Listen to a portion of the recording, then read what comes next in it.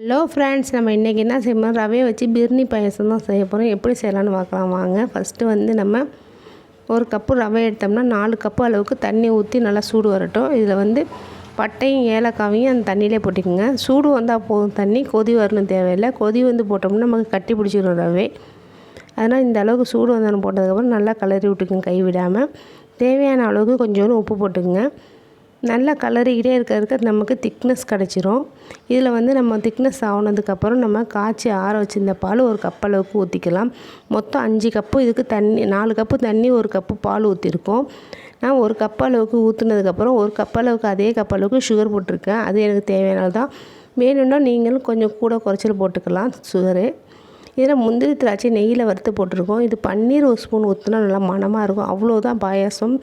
பிர்னி பாயாசம் சொல்லுவாங்க. ரவை பிர்னி பாயாசம் ரெடி. நீங்களும் செஞ்சு பாருங்கள். உங்கள் ஃப்ரெண்டுக்கும் ஷேர் பண்ணுங்கள். பிடிச்சிருந்தா லைக் பண்ணுங்கள். நம்ம சேனல் மறக்காமல்